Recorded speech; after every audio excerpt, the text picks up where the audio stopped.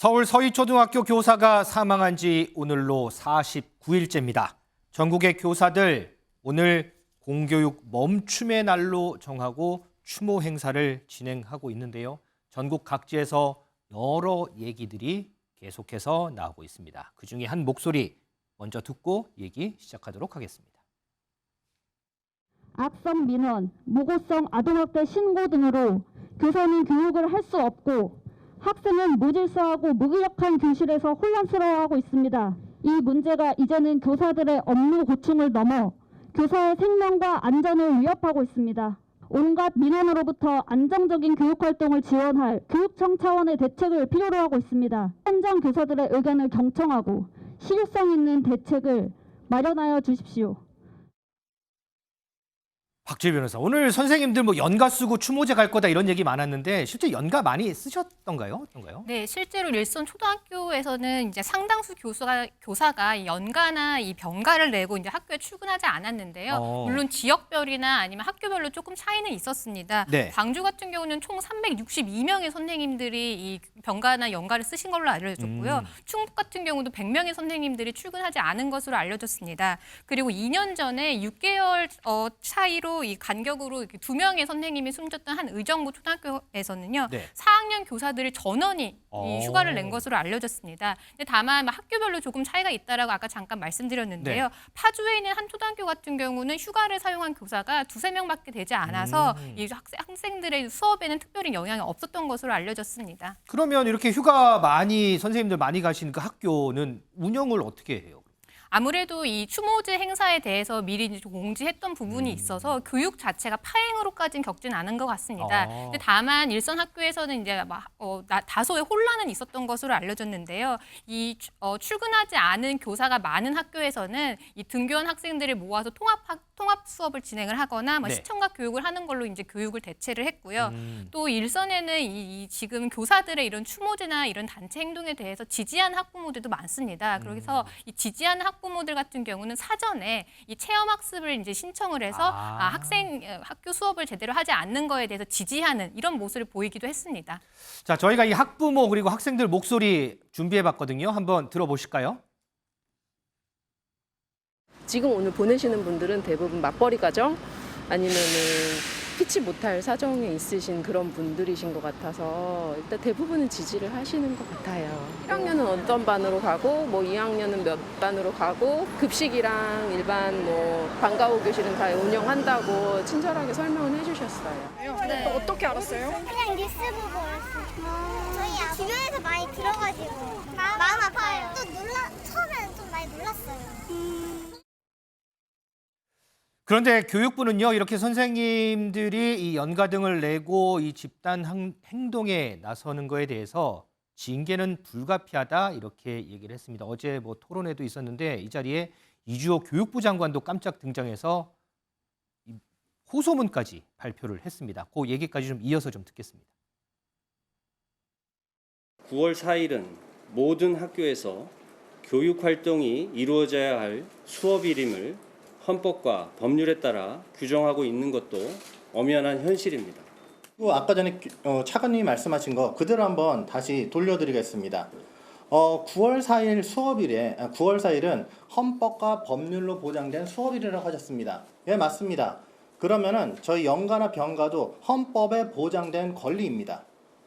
상처받은 교권을 신속히 회복하여 선생님들께서 더 이상 불안해하지 않고 교육에 전념하실 수 있도록 교육부와 시도교육청이 더욱 노력하겠습니다.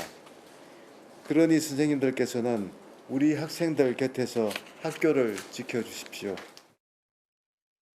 김준래 에디터, 이게 선생님들 오늘 연가 병가 내고 이렇게 추모제 참석하는 거 찬반 양론이 뜨겁더라고요. 혹시 우리 김 에디터는 어느 쪽이세요? 그러니까 제가 찬반을 논할 만한 자격이 있는지 모르겠습니다. 그러니까 저는 그냥 이 교사들의 권리가 맞는 것 같아요. 그러니까 연가를 내고 싶은 분은 내서 나가서 추모를 하는 것이고 아닌 분들은 학교에 남아서 학생들을 하는 거고 그거는 법에 이제 있는 권리라고 이제 얘기를 하신 거에 좀 마음이 가고요. 그러니까 무엇보다도 이런 것 같아요. 그러니까 지금 교사분들이 화가 나 있습니다. 그리고 굉장히 좀 분노도 하고 많은 동료 교사들이 이제 극단적 선택도 하고 이런 환경에 화가 나 있고 이거에 대해서 대책을 마련해 달라라는 거고 그거에 대해서 우리가 집단 행동을 하겠다라는 건데 이거를 뭐 1년 360 하겠다는 것도 아니고 9월 4일에 모여서 한 번 하겠다라는 건데 이거를 약간 정부에서 범죄자 취급하고 엄포를 놓고 징계하겠다 이렇게 하면은 이게 본인들이 굉장히 좀 억울한 거죠. 그러니까 우리가 당한 거고 우리가 지금 피해자 같은데 왜 정부에서는 이렇게 그러니까 조금 정부에서는 이런 거를 좀 마음에 담아서 좀 보다듬고 대책을 내주고 이런 얘기를 해야 되는데 전체적으로 보면은 모든 게 이 윤석열 정부의 문제가 그러니까 두 가지가 있는 것 같아요. 이권 카르텔이냐 아니냐, 공산 전체주의냐 아니냐 이 분류로 지금 모든 거를 보려고 하니까 이렇게 나오는데 조금 좀 힘든 사람들 좀 보듬어 주십시오. 그게 정부가 할 일 아니겠습니까? 이종우 시장님은 개인적으로 좀 어떻게 보세요? 찬반 중에 어느 쪽이세요?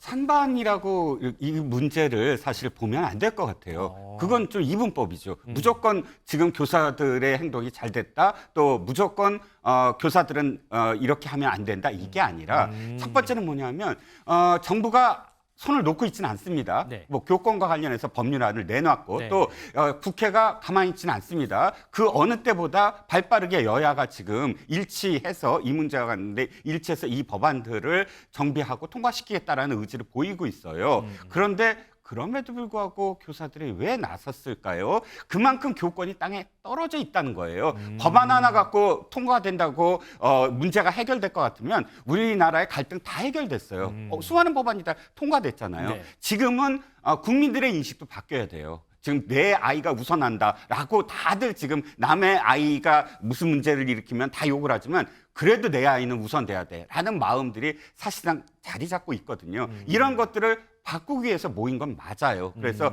그 모임에 대해서 무조건 전 반대하지 않습니다. 하지만 한 가지만 더 붙이면 이 명칭이 그 집회의 모든 성격을 다 가름하거든요. 명칭. 그러니까 공교육 멈춤의 날은 저는 시작부터 약간은 잘못됐다. 공교육은 단 하루도 멈춰서는 안 돼요.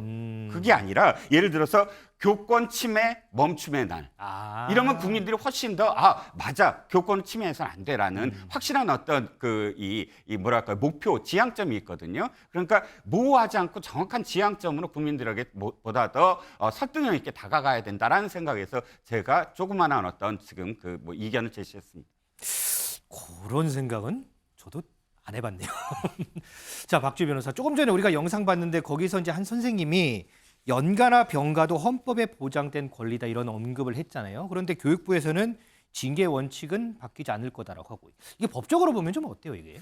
사실 약간 법률 위반의 소지는 없진 않습니다. 그래요? 왜냐하면 이제 국가공무원 복무 규정하고 교원 휴가에 관한 예규에 따르면요, 이 교원들의 휴가 같은 경우는 병가는 당연히 질병이 있을 때 사용할 수 있는 거고, 네. 연가 같은 경우는 특별한 사유가 없으면 수업일 제외한 날에 이제 사용을 해야 되는데 법에서 정한 이 특별한 사유라는 게 뭐냐면 누가 돌아가셨거나 아니면 결혼을 한다거나 우리가 알고 있는 경조사들의 경우에 이런 경우거든요. 그런데 이게 과연 지금 연가를 사유가 과연 이 법에서 정한 특별한 사유가 있느냐 이런 부분에 대해서는 좀 논란이 있을 것 같은데요.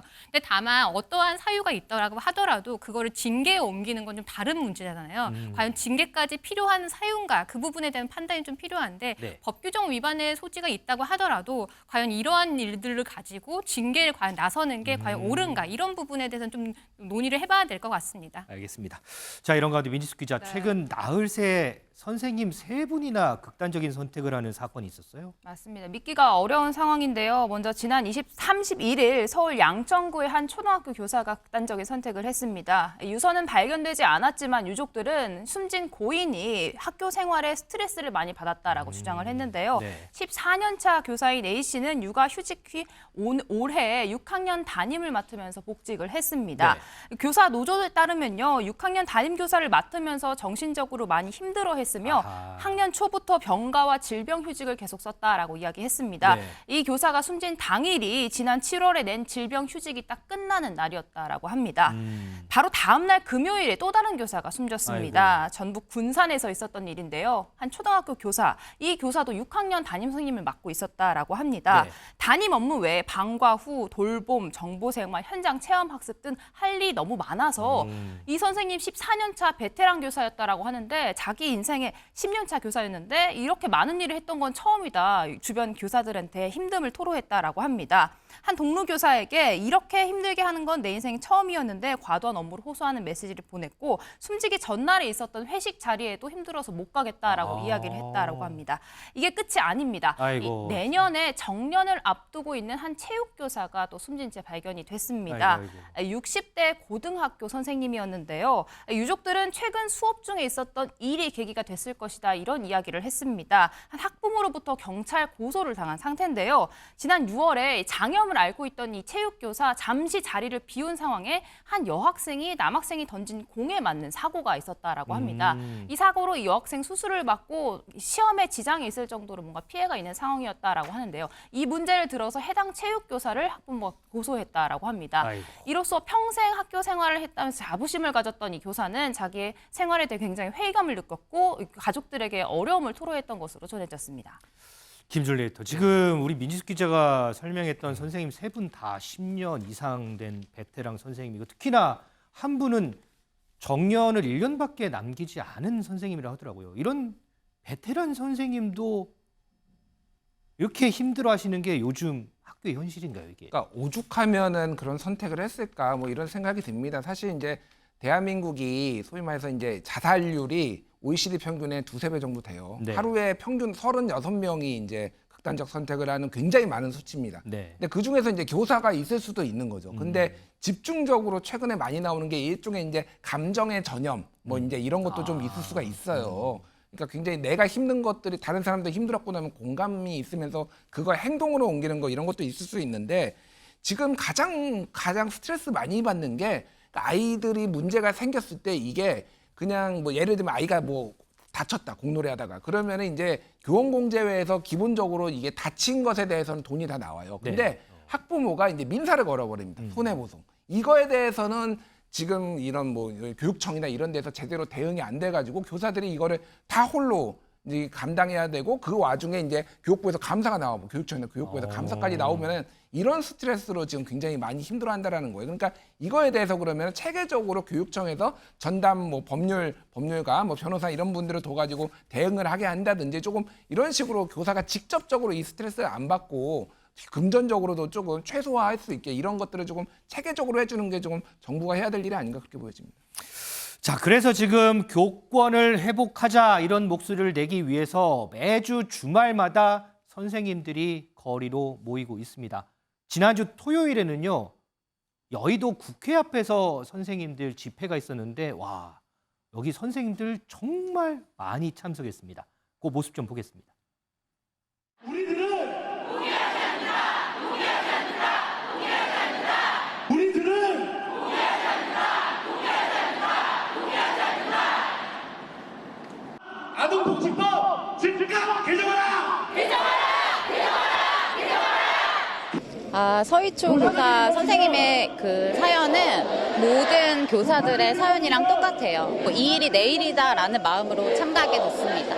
우리 친구들이 동료들이 안전하게 가르칠 수 있는 학교 환경을 만들기 위해 교육부와 교육청에서 앞장서 주십시오. 고인의 죽음에 대한 진상규명을 철저히 해주십시오.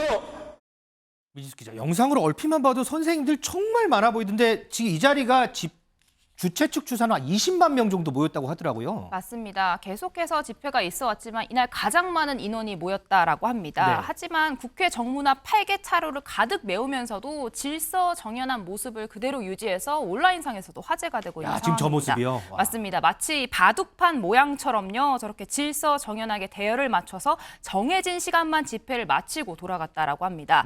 이와 관련해서 직장인 익명 커뮤니티에도 글이 올라왔는데 네. 당시 현장에 투입됐다라고 밝힌 경찰관은 모든 시위 교사 집회처럼 했으면 좋겠다. 오. 자체 질서 유지인 이 쓰레기도 다 치우고 갔다라고 이야기를 했습니다. 집회 시간 불법 연장도 전혀 없었다라면서 앞으로 이런 집회만 다니면 좋겠다라고 이야기할 정도였습니다. 야, 여기 있네요.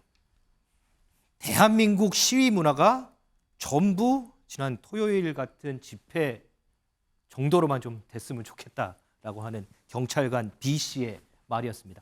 박주희 변호사, 근데 이 집회는 뭐 서울에 계신 분만 아니고 전국에서 이제 모이신 분들이면 복잡하고 하니까 우리 지역 선생님 어디 계세요? 그러고 이제 뭐 깃발 같은 걸로 표시하잖아요. 근데 이 깃발도 상당히 화제던데요, 이게. 네, 방금 말씀하신 것처럼 이번 집회가 교육자의 모습이 굉장히 많이 드러납니다. 뭐 질서 정연한 것뿐만 아니라 이 지금 모인 교사들 같은 경우는 되게 효과적으로 전달을 하셔야 되고 학생들이 잘 알아들을 수 있도록 인솔을 하시고 교구를 만드는 업무를 하시는 분들이니까 이런 지금 말씀하신 이런 깃발 같은 경우도 굉장히 이제 다양하고 재미있게 만드셨는데요. 세종시에서 올라오신 선생님들 같은 경우는 세종대왕을 깃발에 그려 넣었고요. 용인에서 올라온 선생님들 같은 경우는 지금 용인의 가장 유명한 이 동물이 푸바오잖아요. 이 푸바오의 얼굴을 그려넣기도 했습니다. 그리고 뭐 천안 같은 경우는 이제 호두 과자가 유명하다 보니까 호두 과자를 그려넣기도 하고요. 굉장히 그 지역의 그 특색을 나타내는 이러한 것들을 넣어서 이 집회가 평화로운 집회다 이런 부분을 또 이렇게 은연중에 표현을 하는 것 같습니다. 또 여기도 또 뒤에 또 나오네요. 상주에서 오신 선생님들은 이렇게 꽃감을 또 이렇게 깃발로 해서 이 꽃감 보면 저희가 이제 우리 상주에 계신 선생님들이 모여 있는구나 이렇게 또 찾아가고. 또 안동에서 오신 선생님들은 하회탈 모양의 또 깃발을 만드시고 정말 학교에서 이렇게 점점 이렇게 교보제라고 그러죠. 요거 만드시는 그런 실력들이 좀 많이 좀 빛나는 것 같습니다.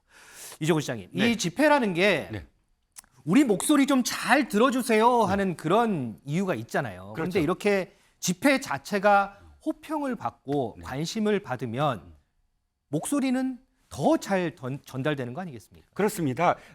지금 이 시위야말로 시위의 이유, 목적을 정확하게 알고 거기에 따라서 행동한 시위라고 할 수가 있겠습니다. 우리가 지금 주말마다 정치적인 어떤 집회나 시위를 보게 됩니다. 그런데 이분들은 굉장히 큰 스피커를 틀어놓고 또 이 교통이라든지 여기에 굉장히 방해되는 그런 그 행위를 하고 또 쓰레기라든지 이런 것들이 막 난무하거든요.